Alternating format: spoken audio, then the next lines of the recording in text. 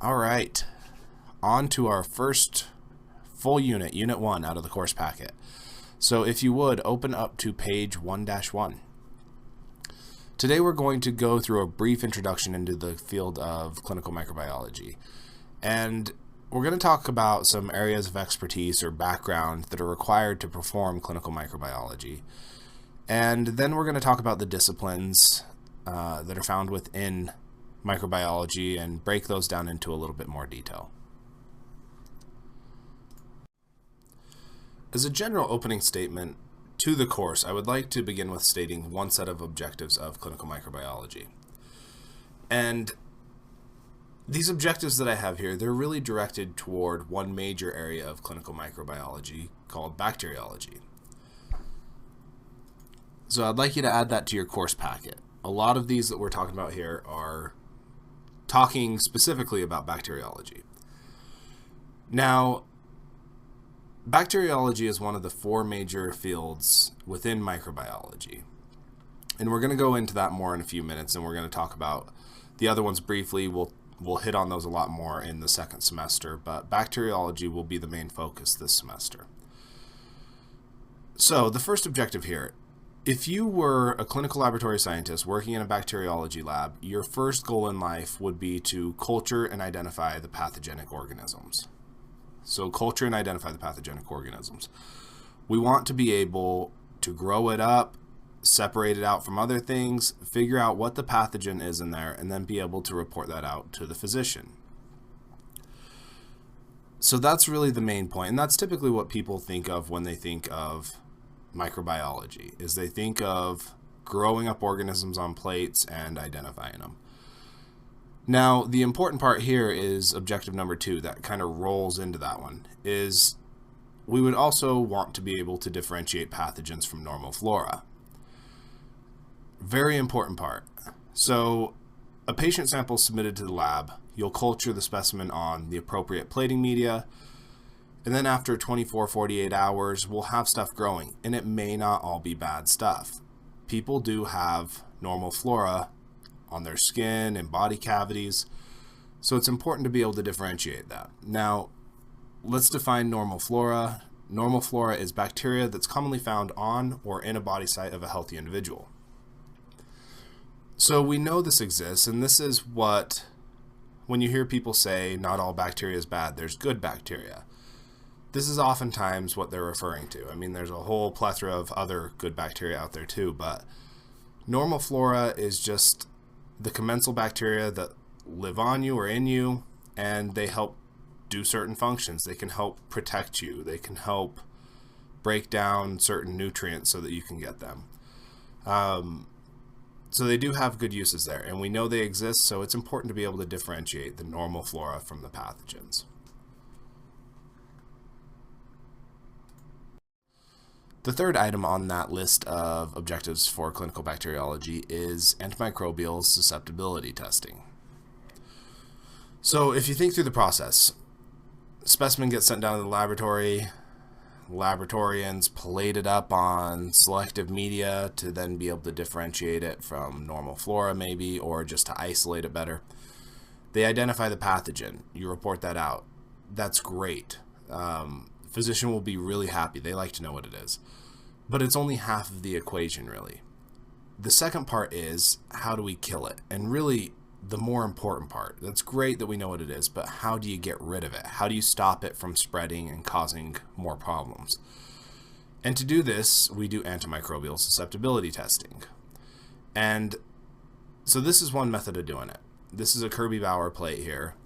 And this has these discs on here that have certain antimicrobials absorbed into them, and as you put them on this plate that is covered in whatever organism you're trying to test, you'll get these zones of diffusion that will go out into the plate, and then you can see if it kills off the organism. You can see a clear demarcation of where that happens. So this is called a Kirby-Bauer test. It's the manual test that you can use, and don't worry about writing that down right now. We'll get to that more later when we talk about the antimicrobials, but this is one method. Like I said, this is the more manual method of testing it.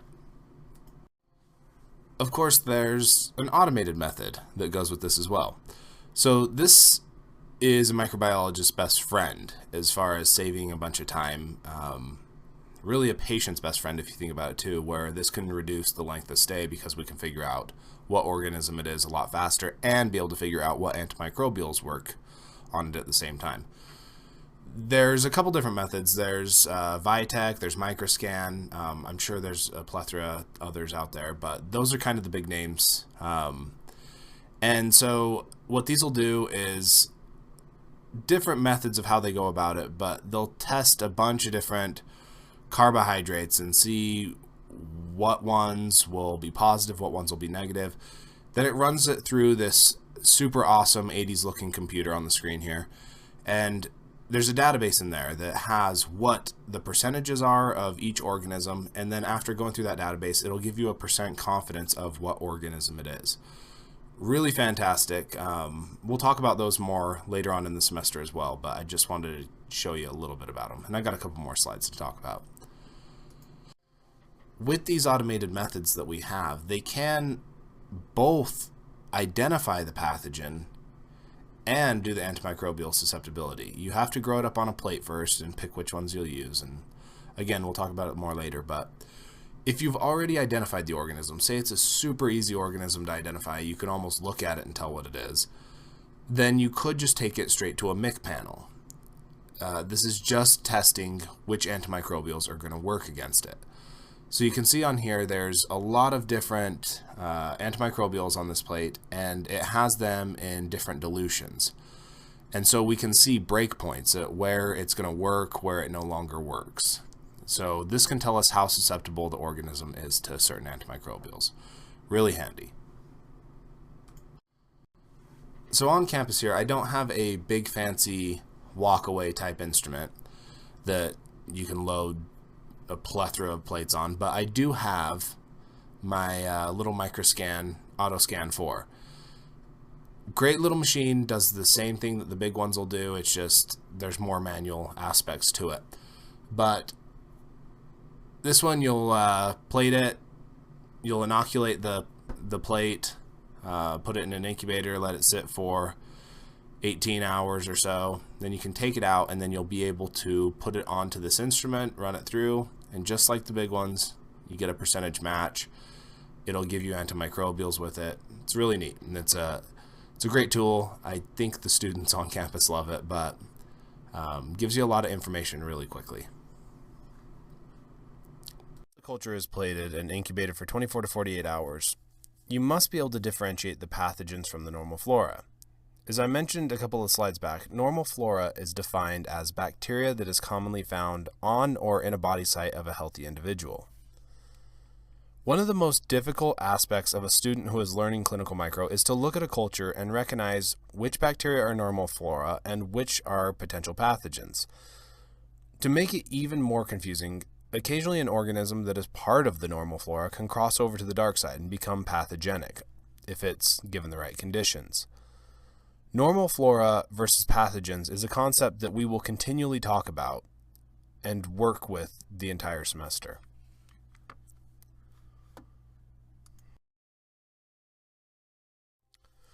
On page 1-3 in your course packet is a list of the 4 major fields of clinical microbiology. The first one, which I have already mentioned, is bacteriology. But then there's parasitology, mycology, and virology. These 4 major fields define the physical divisions in the clinical micro lab, and you'll really only find all 4 of them in large laboratories, large hospital labs, or reference labs. They each have their own space in the lab, maybe with the exception of parasitology, because they each require very different equipment, reagents, and tests for identification of the pathogens. In most cases, the lab personnel only work in one area because of the expertise that's required. Let's begin by defining bacteriology in a little more depth. There are 3 divisions of bacteriology, and the first and by far largest portion of workflow in the bacteriology lab is aerobic bacteria. Aerobic bacteria in the clinical microlab are cultured in oxygen and or CO2 incubators, though most labs will have both types of incubators. most bacterial pathogens will grow a little bit better in increased concentration of carbon dioxide, and we'll talk about why that is so later on in the semester. But as far as this course goes, we will spend the entire semester covering the clinically significant aerobic bacteria.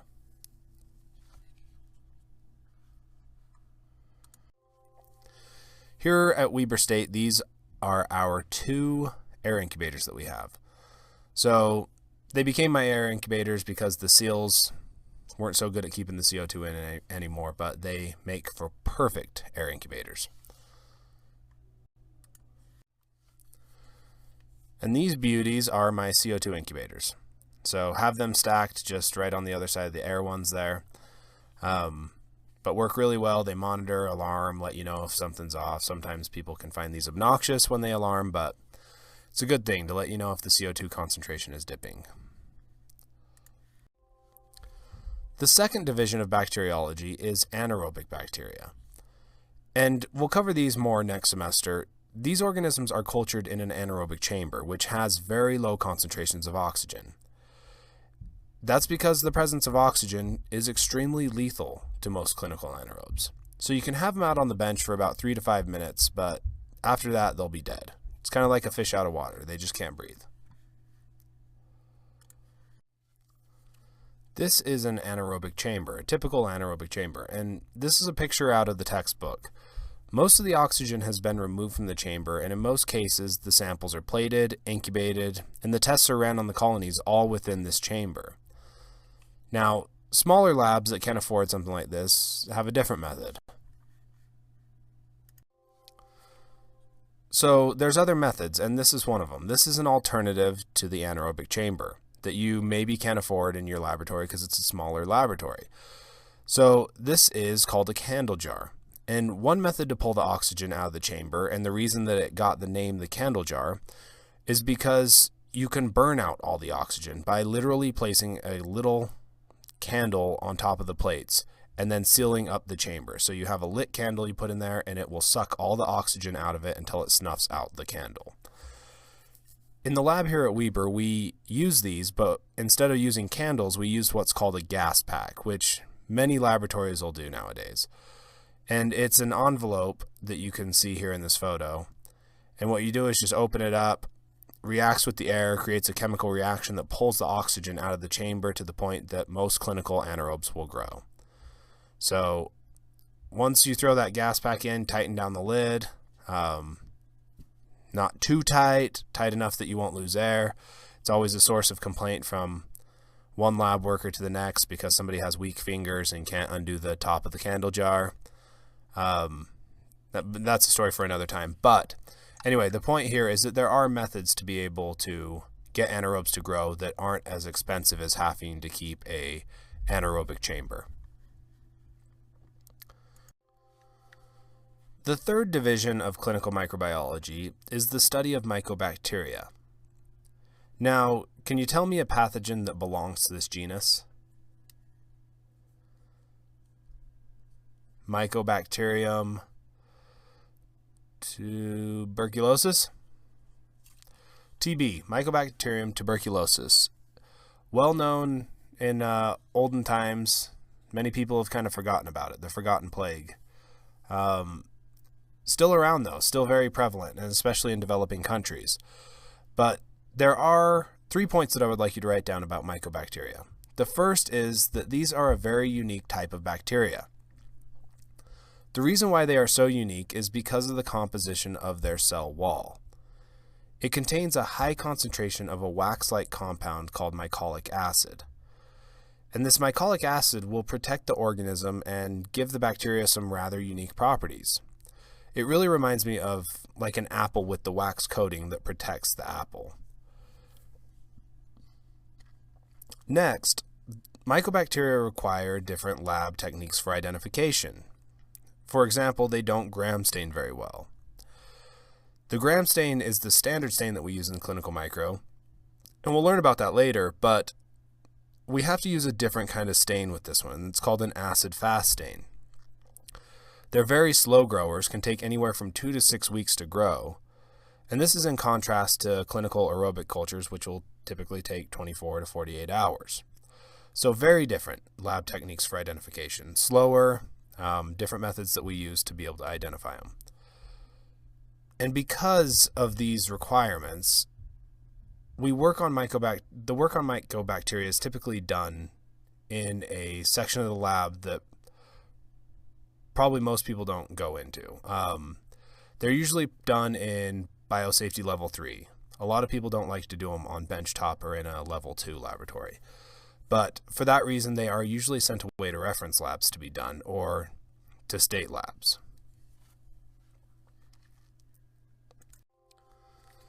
The next field of clinical micro is parasitology, which is defined as the study of species that live on or in the human body, and this "and" is an important "and", derives its nutrients at the host's expense.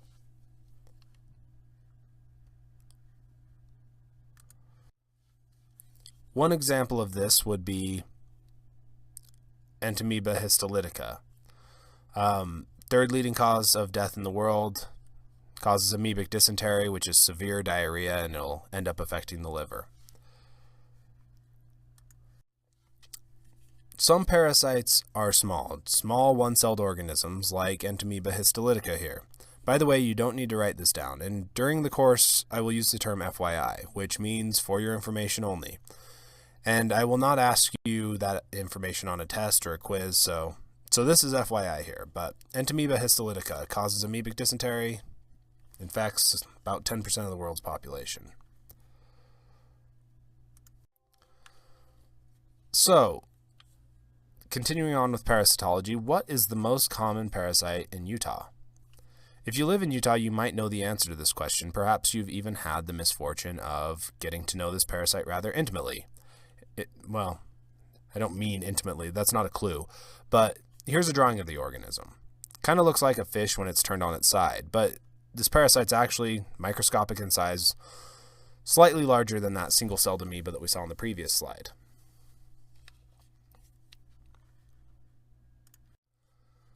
The answer is Giardia lamblia. And this is a photo of the parasite using a special stain that we'll talk about next semester called a trichrome stain. Giardia is relatively common in the mountain streams and lakes that are found around Utah. Again, this is FYI. By the way, I did want to mention that most of the photographs of organisms, culture plates, tube media, etc. that I will use in these PowerPoint slides are ones that I have taken. Since I came to the MLS department, I have been taking digital photos of the samples that I use in the teaching lab. So if you don't see a reference on the slide as the source of the photo, they are ones that I have taken or prior professors have taken. I also want to mention that once we get into talking about specific organisms, all of my photos are found on my faculty webpage. In your course packet, if you turn to the second page, down to the bottom of the page is the address for the website, and you can log on there. There's a lot of good examples, and I use these oftentimes on my tests too, so it's good to brush up on some of the photos that are online on my website. Here's one more photo of Giardia lamblia, and you can see it's got that typical shape that we'll learn about and some of the identifiable structures inside. But again, don't worry about that for now. Just wanted to show a few parasite photos while we're talking about parasites. All right, one last parasite photo and then we'll move on. This is Hymenolopus diminuta, and we'll be studying this one later. This is rat tapeworm. This is the egg stage of the parasite, and it can be ingested by humans in contaminated food and water. When it hatches, the organism uses the hooklets that you can see here that I've labeled. And it uses these to bore its way out of the intestinal wall and into the body as well. So, kind of a pleasant one to think about, isn't it? Now on to the next field of clinical micro. Mycology is the study of fungi, which consists of both yeasts and molds. There are actually 3 major types of fungi, and I'd like you to write them down in a little diagram here. So fungi consists of molds on one side and yeasts on the other side. And in between, there's a group called dimorphic fungi. The prefix di means two, and the root morphic means form, which are the clues that this fungi can exist in mold phase or in the yeast phase, depending on the temperature that they're grown in. So dimorphic, they can have the form of a mold or of a yeast. So when they're outside the body, in the environment, they exist as a mold. Humans breathe in the mold, which then gets into our lungs, and at body temperature, these organisms convert to the yeast phase and cause all kinds of problems. Dimorphic fungi are the more dangerous of all of them. Next semester, we'll spend a couple of weeks talking about mycology, and we'll cover these two fungi that you see here. The first, Aspergillus on the left, is a fairly common type of fungi that we find in many places, can really be found all over the place. And the photo on the right here is a picture of a yeast. This one's called Candida albicans. I like to call these the yeasty beasties, but very common as well. This is one of the common clinical isolates that we get, especially crossover into bacteriology. The last field of clinical micro is virology, which is, of course, the study of viruses. Any idea what the name of this virus is? I'll give you a hint. From 1981 to the end of 2014, 39 million people have died from this epidemic. Currently, about 35 million people worldwide are infected with this virus, and there is no cure currently available. 19 million people have no idea they are infected, a little more than half, so I'm guessing that you were able to figure this one out, and this is HIV, which stands for Human Immunodeficiency Virus.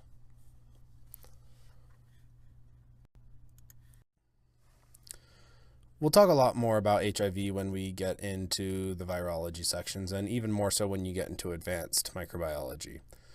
But this is the reported deaths of reported AIDS cases, and I just think it's a fascinating chart. It shows the years of death, and it shows that we got a lot better at identifying it and treating it. Even though there still are many cases out there, we have gotten a lot better with it, and we can identify it a lot sooner. Some of these new generations, fourth generation, are able to pick up HIV a lot quicker. So I have to show you one more virus before we move on. This is a drawing of the influenza virus, and just a fascinating virus. It has the distinction of killing the most people in the shortest period of time. Now, if we flip back to HIV, it's taken 30 to 35 years for HIV to kill about 35 million people. The influenza virus killed that many people during about a 9-month period during the winter of 1918 to 1919. Some estimates even put the death toll to about 60 million.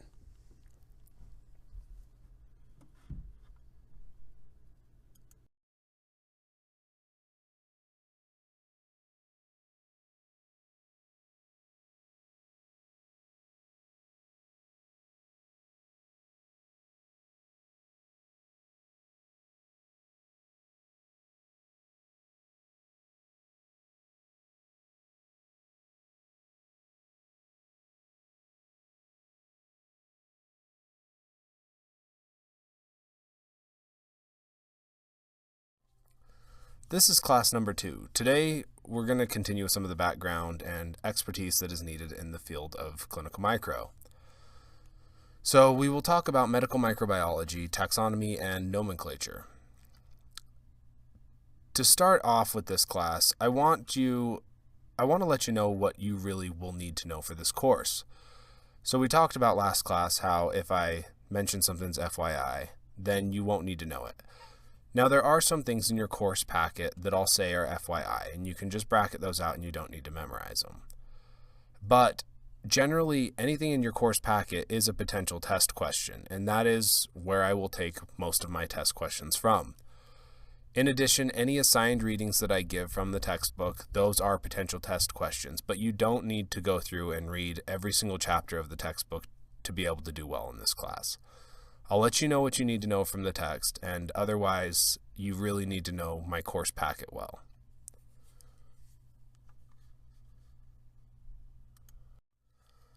On page 1-4 in your course packet, I wanted to just add a few more comments about the background that is needed by clinical microbiologists, specifically in the field of medical micro.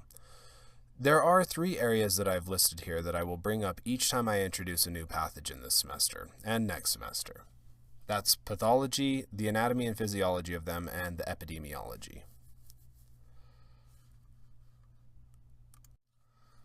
The first medical microfield is pathology. The definition that I would like you to write down is the events that take place as an organism initiates an infection. Also involved in the definition of pathology are the symptoms and conditions resulting from the infection.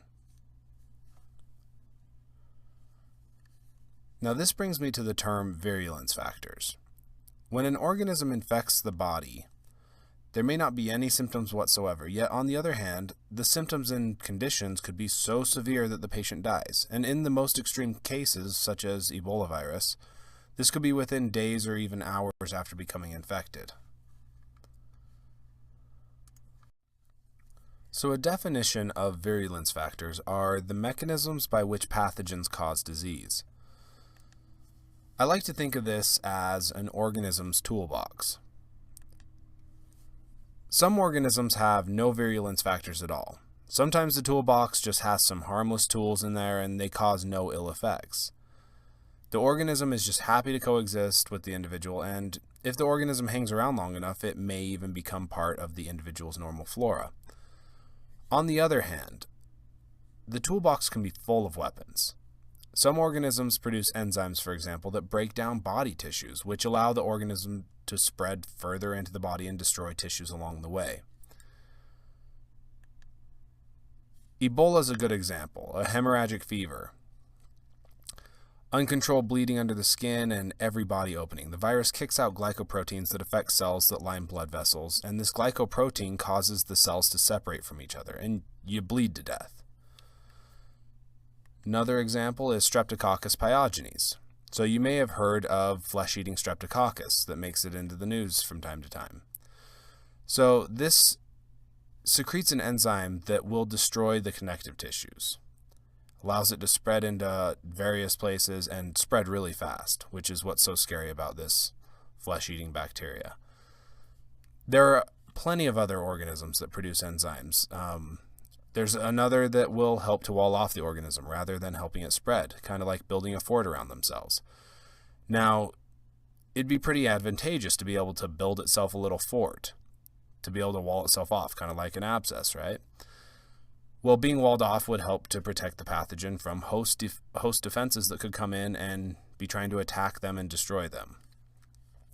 So there are organisms that have a toolbox full of horrible tools, and there's some that really have nothing in there other than just to allow it to live happily along with its host.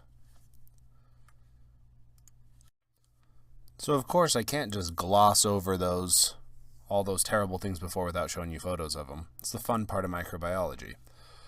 So necrotizing fasciitis. This is a good example of it. There was a lot of dead tissue here before they cut it all off and then stuffed this little tissue paper down in between the toes under the skin.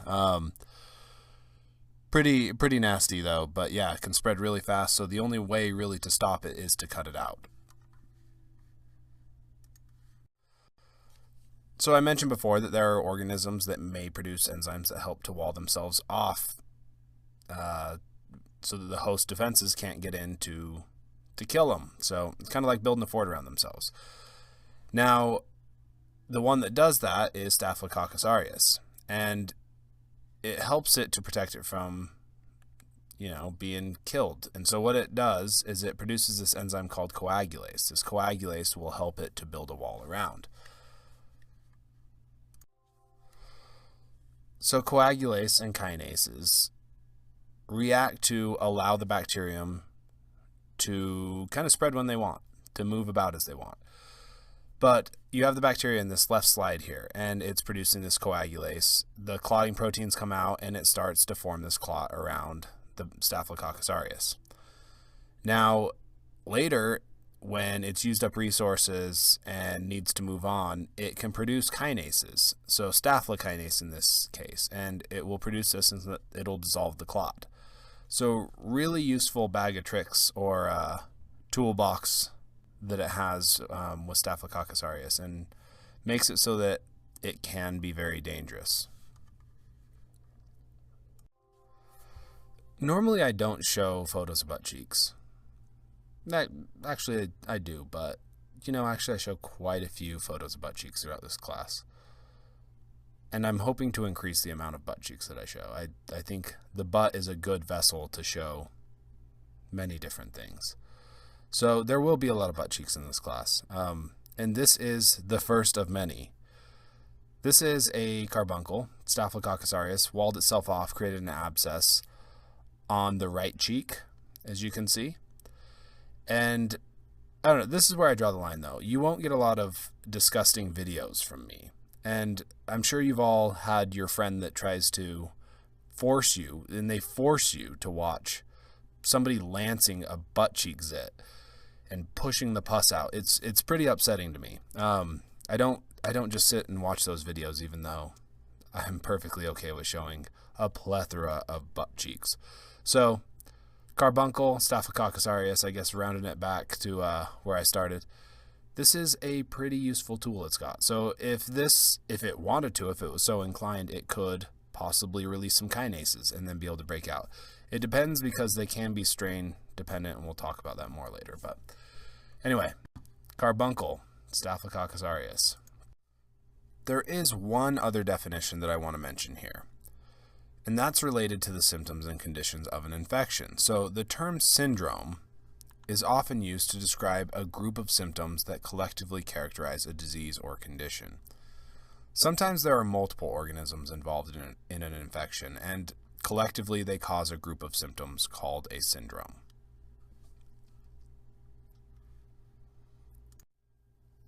A great example of syndrome is AIDS, acquired immune deficiency syndrome.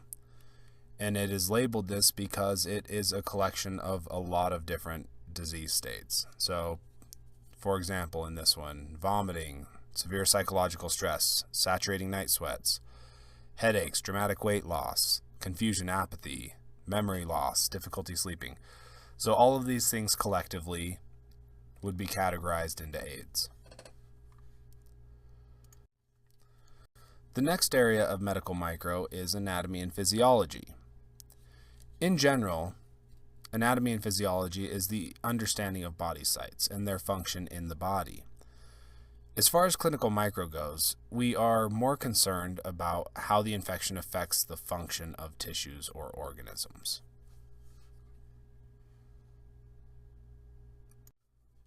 Epidemiology is a very important area of medical micro. Epidemiology involves 3 points that I'd like you to be aware of. One is the mode of transmission of an infection. How does it move around within a population? Is it direct skin-to-skin contact, such as the case of STDs, which are also known as sexually transmitted diseases, or can you pick up this infection by having somebody sneeze in your face? Which, if you don't know the correct way to sneeze, everyone sneezes sometime or another, but the correct way is not to sneeze into your hands, which people will teach you when you're growing up. You don't want to sneeze into your hands because then you go off and touch doorknobs and phone and easily infect the next person who comes along and touches those objects. The best way is to sneeze into your shoulder or into your elbow. Works pretty well unless they're so strong as sneezes that it can knock an arm off or something like that. But there are people that sneeze that hard. I know you're thinking I'm crazy, but there are those people. Anyway. So the mode of transmission, it may be that you're bitten by a mosquito carrying West Nile virus that's just fed on an infected bird that is migrating through your area. Or maybe you're a farmer living in Asia working a rice paddy in your bare feet because you can't afford boots, and there's a blood fluke that lives in the rice paddies that comes along and bores its way into your skin and then lives inside the veins of your arteries and causes schistosomiasis, which is the #1 killer of parasites. Number 2. Anyway, FYI, by the way, we're more concerned about how the infection affects the function of the tissues or the organs.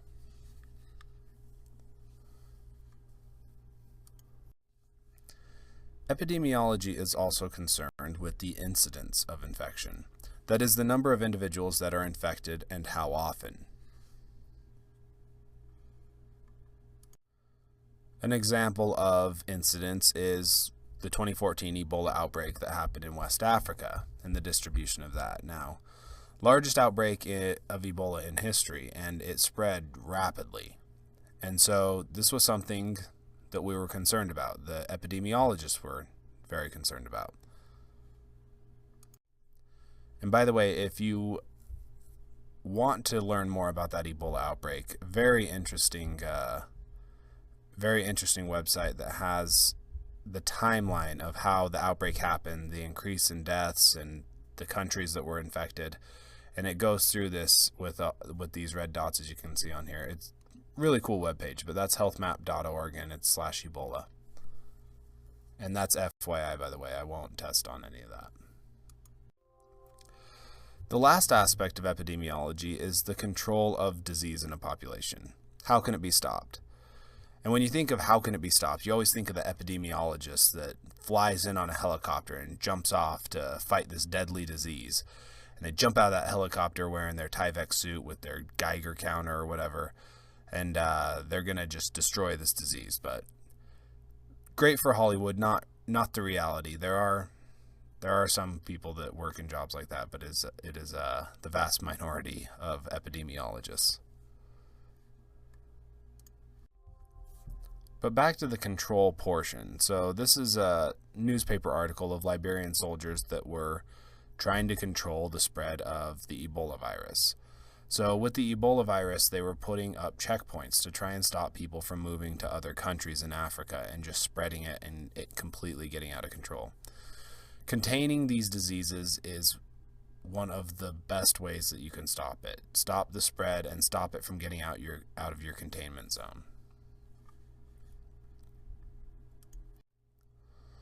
Next, I would like to change gears and talk about taxonomy and nomenclature. The next several pages in your course packet are meant to give you some ground rules and a base of information that we will be using over the next 2 semesters. So can you give me a definition for taxonomy? And I'll give you a hint. So this cartoon is by Gary Larson, and this is what happens when a taxonomist goes over the edge.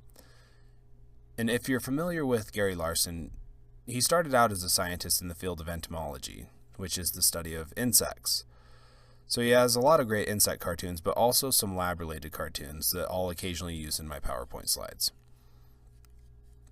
So a definition of taxonomy is the classification of living organisms. Taxonomy in the field of microbiology is constantly changing, and much to many people's frustrations. So over the last 5 to 10 years, new lab methods that are based on DNA and RNA analysis have come around and shown taxonomists that there are new relationships among organisms that they didn't know before.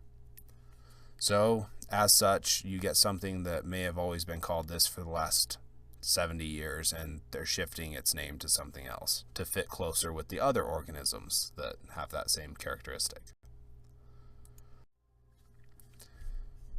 Before the advent of DNA and RNA analysis, the previous taxonomy classifications are based on phenotype, which is defined as what something looks like. That is, what are its characteristics. The new classifications that are coming along are based on genotype, and geno referring to the genes, that is, its DNA and RNA sequence. As a clinical microbiologist, you must be aware of these changes. When we cover organisms that have had name changes, I'm going to give you the old designations and the new designations. It's important that you know them both because a physician might not be aware of the name change, so they might call to find out what it is, and you will say that it went by this old designation, but it is a name change, so they would then understand better. There are 2 major classification schemes that taxonomists use to categorize all living organisms. So the first, and what I have here, is the 3-domain classification scheme. But there is also the 5-kingdom classification scheme, and I've kind of mixed them up in here. So let's take a look at the 5-kingdom scheme first.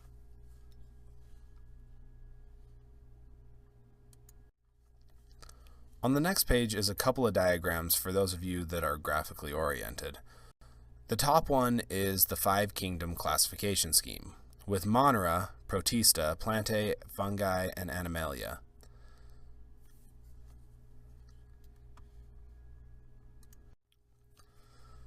Alright, the next point that I would like you to write down is specific about the kingdom Monera. There are only about 1% of all bacteria in this kingdom that cause disease. So if you've taken other microclasses, that is, non-clinical microclasses, you learn about a huge variety of bacteria. But keep in mind that we will focus on the 1% that are human pathogens that cause infections. I've written in your course packet, there in the middle, so middle of the page, that the 5 kingdom classification scheme splits living organisms into the following 2 groups: prokaryotes and eukaryotes. The prokaryotes are single-celled bacteria in the kingdom Monera. So, if you have trouble remembering which is which, one way that I thought might help is the U in eukaryotes means you and I, eukaryotes. Pro means before because prokaryotes don't have a nucleus. Sorry, I had the thing switched there, backwards. But don't have a nucleus, prokaryotes don't. U means true, again referring to cells that have a true nucleus. And that is the explanation for that. So karyon, the meaning is nut, so nut referring to that nucleus before the nucleus, and true nucleus. We need to take a closer look at the Linnaean classification system, because this is how bacteria are named. This is how we've come to know them. So the Linnaean classification system was developed in 1735 by Swedish botanist Carolus Linnaeus, and it has the 7 levels of hierarchy. So as we go down, starting off at kingdom to phylum to class to order, these are becoming more and more specific. So then we get down to species, and beyond species there's even a strain, serotype, and biotype.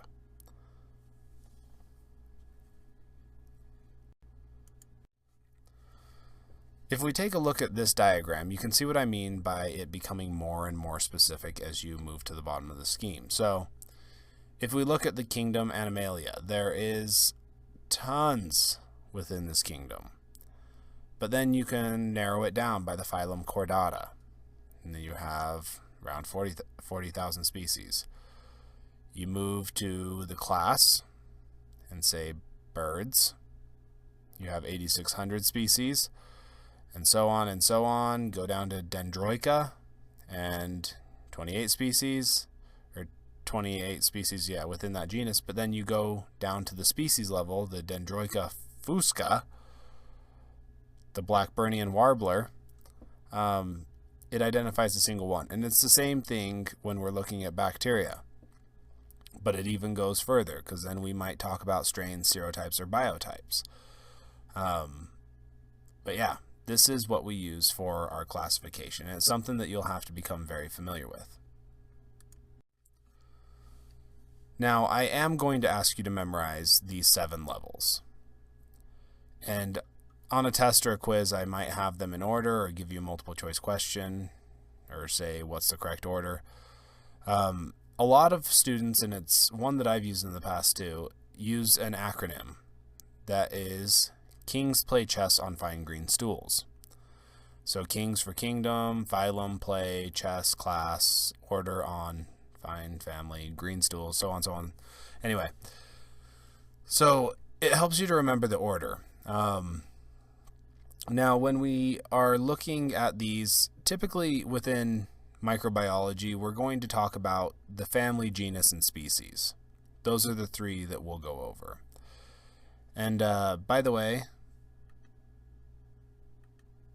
plural for genus is genera, and that may also come up as a test question, because it is something, it's a word, it's a word that gets used enough that we need to be familiar with it. So kings play chess on fine green stools, remember this. And family, genus, species, Those are the big ones that we use most often in microbiology, just in our day-to-day. So Staphylococcus aureus, that's a genus and species. So anyway, it's been fun. That brings us to the end of this lecture, though. Tune in next time where we'll talk about more stuff. Welcome back. In the last class, we were talking about the Linnaean classification scheme, and that's where we ended. But I wanted to come back to this and take a minute to talk about the term species. So we are on that same page that we finished on. Now, if you've taken a biology class, then you've more than likely talked about species and what defines a species. And the definition that I want you to write down is that a species is reproductively isolated. So for example, there could be 2 pine trees in a forest. These 2 pine trees live side by side in the same environment. The issue is that one pollinates in May and the other pollinates in June, so they are sexually incompatible. These 2 pine trees could even look alike, yet they are different species because they cannot fertilize each other, so they are sexually incompatible, not capable of breeding.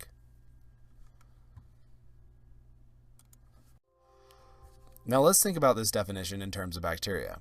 This term really doesn't apply to bacteria because they don't reproduce sexually. They use a different method to divide, and that is by binary fission. So bacteria don't have sex. It's pretty boring life they have. They don't have that same goal that many humans have, which is just to have sex, essentially. The main goal of bacteria in life is to replicate and divide. Replicate and divide, replicate and divide. And they use this process of binary fission to do that. So if we started with one cell called the parent cell, it would take all the cellular components it has, copy them until there's enough material for 2 cells, and then it divides, making 2 daughter cells. So kind of interesting that the parent cell really doesn't exist anymore. So there's no old cells around, no old fart cells hanging around, saying get off my lawn type thing. The bacterial cells are essentially immortal as long as they have enough space and enough nutrients in the right conditions. They will continue to divide and replicate endlessly. But my point to all this is that the term species, as it relates to eukaryotes, doesn't work for bacteria. So the term bacterial species is defined differently than all other life forms. The reproductively isolated does not apply here.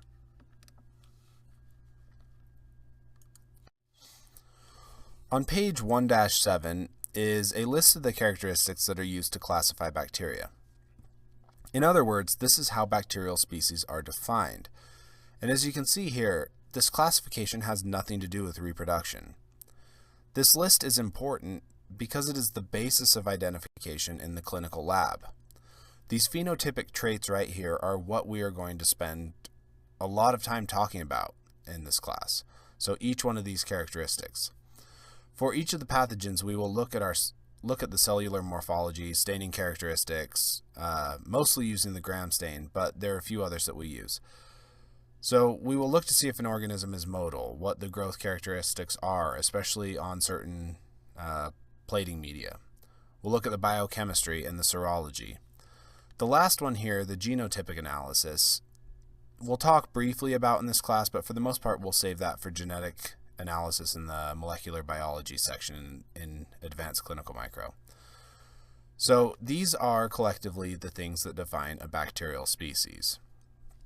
Now, please note the comment that I have at the bottom of this page. Don't be concerned with the specifics on this page, but I do want you to learn the major categories because we will talk repeatedly about these throughout this semester. Now, I want to spend just a minute on nomenclature rules for microbiology. These rules are extremely important for you to get a handle on.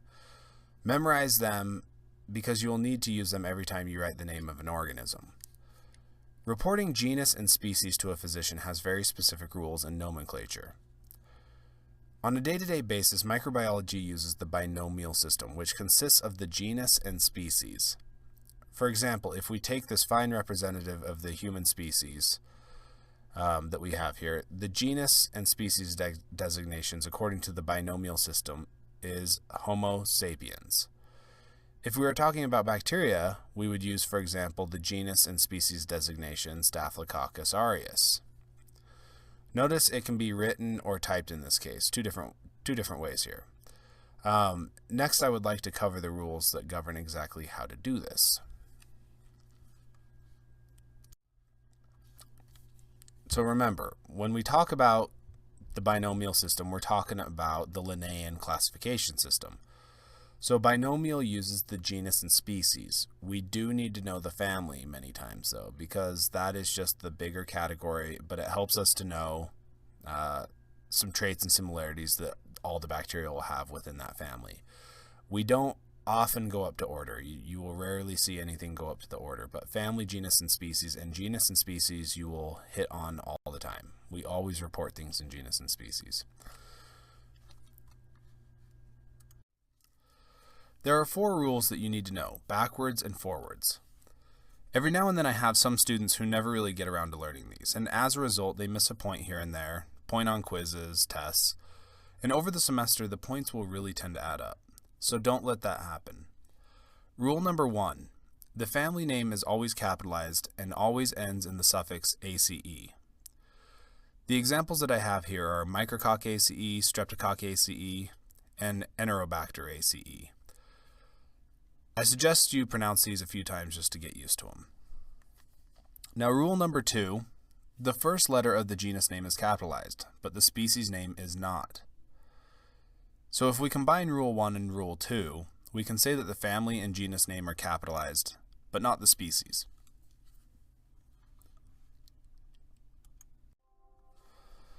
Rule number 3, when typed, like they would be in textbooks, the genus and species are italicized. Now, since that's pretty hard to do when you're writing by hand, you would just underline it when you're writing them. Otherwise, when you're typing them, be sure to italicize them. Rule 4. It is acceptable to abbreviate the genus by using the first letter of the genus name. For example, Escherichia coli can be abbreviated E. coli. Staphylococcus aureus can be abbreviated S. aureus.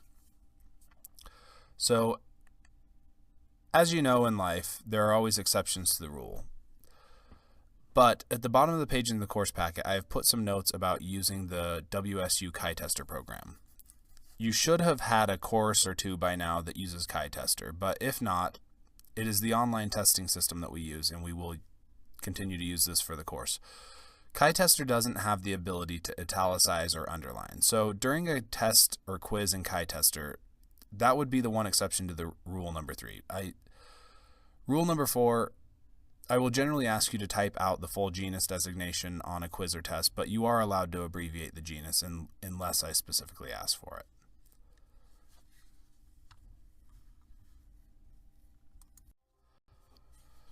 Moving on from the nomenclature rules, let's now talk about bacterial structures. There are 3 protective barriers around the prokaryote. The first one being the cell membrane, the second the cell wall, and the third one is the capsule. Now there is another portion I want to talk about here, and that is the nucleoid region. So in prokaryotes, we don't have well-established nucleus like you'd have with eukaryotic cells.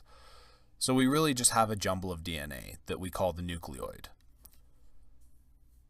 Now, cell membrane, this is something that all bacteria will have.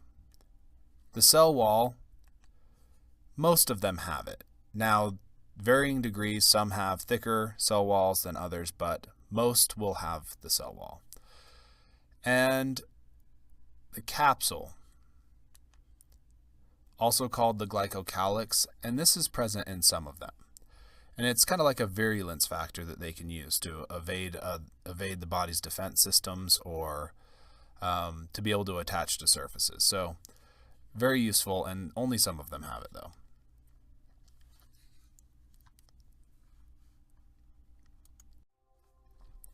Now this slide's showing the difference between gram-positive and gram-negative bacteria. And we'll talk a lot more about that in the peptidoglycan layer later on in this class. But right now I just want to focus on the fact that there is a plasma membrane down at the bottom. And you can see it's highlighted in both. Because remember we talked about just on the last slide that all bacteria have a plasma membrane. And so this portion of it will be present in all bacteria.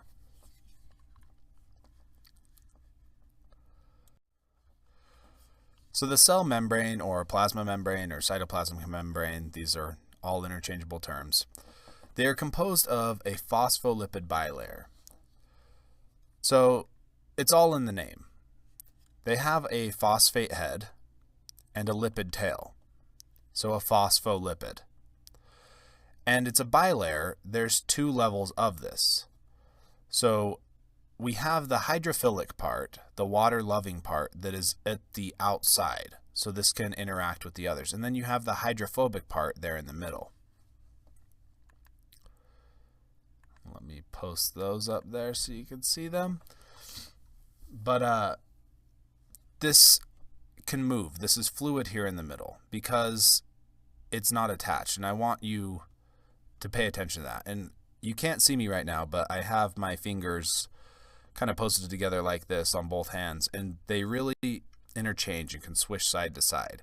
So I like to think of them like that, like two fingers from both hands pointing towards each other, and the way they can shift because they're not attached in the middle. This is a drawing out of the textbook, and it's quite a bit better than the drawing I had on the prior slide. But this is showing some of the other things that are involved in there too, some of the integral proteins, peripheral proteins. But it has that cutout up top of the phospholipid that's been pulled up out away from its brethren. Phosphate head and the tail there, the hydrophilic and hydrophobic portion.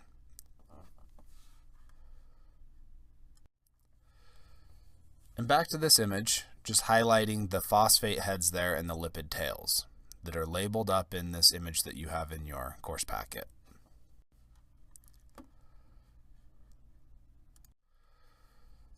Now, second point here, point B, is that this is the same between gram-positive and gram-negative bacteria. They both have the same cell membrane, plasma membrane, cytoplasmic membrane. There's no difference between the two.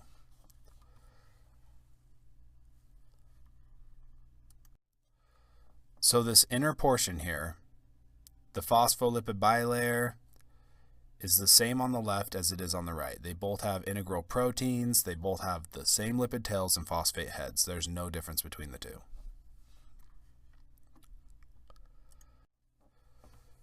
And point C in this is they are about the same between eukaryotes and prokaryotes. Very similar. There is a minor difference though. This is a drawing out of the text of a eukaryotic cell, and I want you to see if you can spot that one difference between the eukaryotic cells and the prokaryotic cells.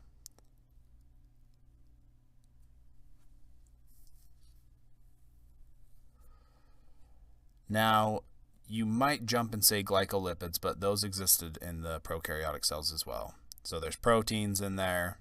There were proteins in the prokaryotic ones. The big difference is cholesterol. So cholesterol is what is called a sterol, and it's found in animal cells. The function is to stabilize the cell membrane. It heats up more fluid, and it's the source of that dreaded cholesterol in animal meat. So on a test or a quiz, I might ask you the difference between the cell membrane of prokaryotes and eukaryotes. About the same, with the exception of cholesterol that is only found in the animal cells. Now, on to the cell wall. The cell wall is composed of a macromolecule that is found nowhere else in nature, and that is peptidoglycan. Now, we'll spend a few minutes going through the properties of peptidoglycan because it is the basis of a lot of what we do in the clinical lab.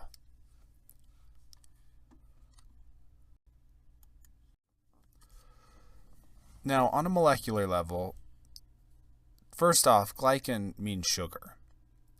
And these are made up of sugars. So N-acetylmuramic acid and N-acetylglucosamine. This is NAM and NAG. And there's alternating NAM and NAG units in each one of these.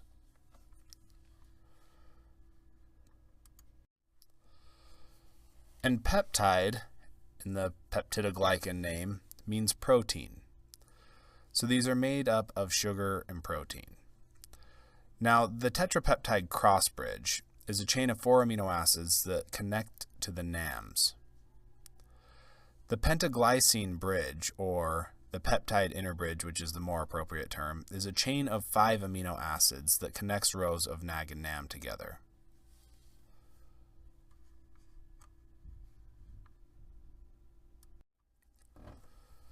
So again, in this image, there is NAG and NAM, the N-acetylglucosamine and the N-acetylmuramic acid. And these are alternating the entire time. So always get one, then the other, one, then the other. Now, these will form sheets when they're linked together with the tetrapeptide cross bridge and the peptide interbridge. So notice that the tetrapeptide cross bridge is attaching directly to the NAM. And then the peptide interbridge connects the tetrapeptide cross bridges together. So this links them all together. Now here's another way to represent the peptidoglycan. If you want, you could take a minute and pause this and draw this over on the bottom of the page there at 1-10 or 1-9, somewhere around there. But again, notice how that tetrapeptide chain attaches only to the NAM. It only attaches to the NAM because nobody wants to associate with a NAG. So connects that way, and then that peptide interbridge will link the two together.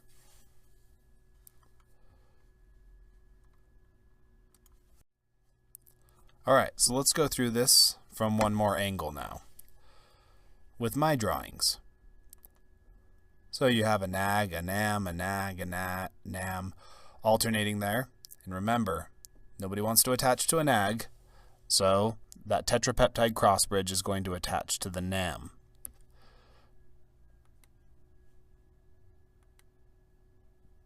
Now what's this that's growing there?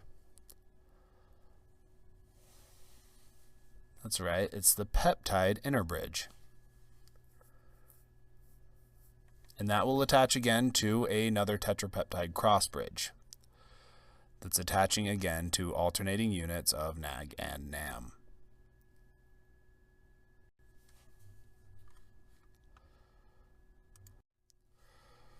So, peptidoglycan, very important concept to understand for bacteriology, and really it is generally the basis of all the testing we do. So, number 2, determines the shape. So the cell wall gives the structure to the organism. So this will determine what type of shapes we see. Point number 3 really kind of builds off of point number 1, that peptidoglycan that's found nowhere else in nature. Now, these differences in the chemical composition of the cell wall allows us to determine the gram-staining properties of the cell. So this splits almost all bacteria into 2 major categories. That would be gram-positive or gram-negative. And this is the first step in the clinical lab to define a species. Is it gram-positive or is it gram-negative? So as I just said, this is one of the first steps that we'll take in identifying what type of bacteria it is to try and get to the species. So this is the flow chart that you will become very familiar with this semester. And as far as gram staining goes, you can see it's right there at the top of the list, top of the flow chart. So a good analogy that I like to use is to think about a map of the world. Now, to figure out where you're at, you first need to know what continent you are on. So with clinical bacteriology, you first need to know what the gram reaction is, if it's gram-positive or gram-negative. So that's the equivalent of what continent you are on. So the first test we're going to do is do the gram stain, and then it will tell us if it's gram-positive or gram-negative. If we know some of these simple things, we can move on to further testing to see if we can identify it down to Staphylococcus, and then Staphylococcus aureus or Escherichia coli. So another reason why the gram stain is important is to let us know if it is gram-negative bacteria, because we would want to treat it different. The gram-negative bacteria have components that will produce symptoms of a disease. And so it's an important thing to know in treatment. Gram-negative bacteria have a portion that doesn't exist in gram-positive bacteria, and that is the lipopolysaccharide. Now, of this portion, the lipid A acts as a toxin. The issue with lipid A is that when gram-negative cells are dying, or when they are phagocytized by macrophages, the lipid A is released and it causes some significant issues in the body. Now I want you to go to your textbook and read Gram-negative bacterial cell walls on page 66. And this will talk about the role of lipid A, and it defines the term endotoxin. This is a drawing from the textbook, and this shows the process of a macrophage. So the first line of defense against a bacteria. So these are found throughout the body, and it'll take it in through an endosome, and in there it chews it up into bits and pieces and spits out whatever's left over, pretty much. That's the very simple version of what's going on. You can read through this entire thing, but the body is trying its best to clear out this gram-negative, and in doing so, it will, like I said, chew it up, spit it out. It releases the lipid A toxin into the tissues or the bloodstream. Wherever it goes, it's not good. It's going to cause a reaction. This is another drawing from the textbook. This one's just more of a backed up version of it. So this is showing the entire macrophage in there. And again, it's throwing some lysozymes at this vesicle, chews it up pretty much, spits it out. And when it gets out during this exocytosis process, that endotoxin is there and will get into bloodstream, tissues, wherever. This has a really bad effect, and especially on people who are septic, who are already having issues. You get this bacteria that'll release the lipid A, the endotoxin, and it will it'll induce a fever, cause inflammation, diarrhea, shock, and coagulation, blood coagulation, which can just further exacerbate whatever issue they were already having.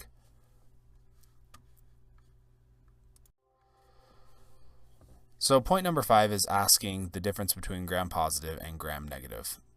And you might be saying lipopolysaccharide, the O polysaccharide lipid A portion. That's a difference. That's true, it is a difference. So you could write that one down if you would like, but the one I am looking for on this is what gram-positive has that we don't see in gram-negative, and that's the teichoic acid and lipoteichoic acid. So these two really only exist in the gram-positive because they're only present in the thick peptidoglycan layer. Now the lipoteichoic acid is just teichoic acid that has spanned the entire depth of that peptidoglycan layer and gone into the plasma membrane. Now this gives some structure to it. Still fluid between, you still have that periplasmic space there, but there's a little bit of structure to the cell wall and there's a level of attachment there. So I want you to read up on the next page, 1-11. There is information about teichoic acid and lipoteichoic acid and its function in the cell wall.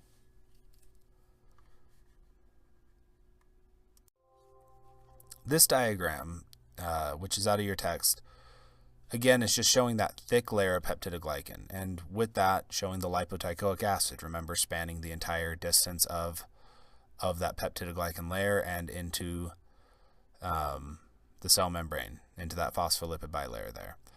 And there's other portions just of teichoic acid, and definitely don't have to memorize any of the structure of that. That's like the organic chemistry of the teichoic acid, but I just do want you to know all the information on 1-11 and know that it is present in gram-positive cell walls. Now for the capsule portion, I want you to read this on your own. It's all within the course packet that I want you to know. So this is on 1-12 and 1-13. There is all the information of the function of the capsule, and a little bit more of an overview about it as well.